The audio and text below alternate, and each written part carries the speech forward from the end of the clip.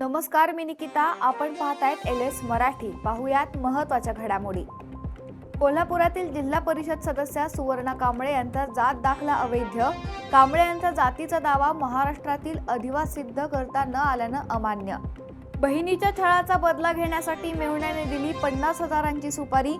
गोंदिया शहराला लागून असलेल्या फुलचूर परिसरातील या खून प्रकरणाचा पोलिसांकडून अवघ्या 12 तासात छडा. 4 आरोपी जेरबंद. कोल्हापुरात मुसळधार पाऊस. गगनबावडा आंब्यासह 5 धरण क्षेत्रात अतिवृष्टी. पुढील 4 दिवसात जिल्ह्याला येलो अलर्ट. कोल्हापूर जिल्ह्यातील कागल तालुक्यामध्ये असणाऱ्या सिद्धनेरली गावात दुर्दैवी घटना. माकडाच्या उडीमुळे नारळाचं झाड कोसळलं. मुलाचा मृत्यू तर आई गंभीर जखमी. कोल्हापुरातील गोकुळ दूध संघ निवडणुकीत ठरावाचा लिलाव. 4 लाखांचा ठराव 104 सभासदांमध्ये घेणार वाटून. लखनौ सारखी दुर्घटना टाळण्यासाठी भंडारातील कोचिंग क्लासेसवर नगरपालिकेची कारवाई.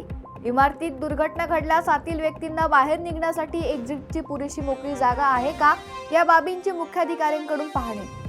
भंडारा जिल्ह्यातील साहुली आणि जुनी पिंपरी परिसरातील शेत शिवारात महावितरण वीज पुरवठा पूर्ववत करण्यात अपयशी.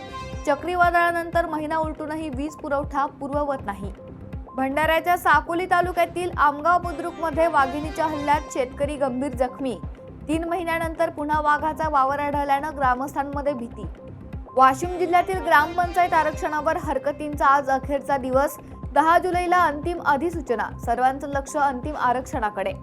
वाशिम जिल्ह्यातील कृषी उत्पन्न बाजार समित्यांमध्ये सोयाबीनच्या दरांना पुन्हा तेजी. प्रति क्विंटल 7,000पर्यंत भाव.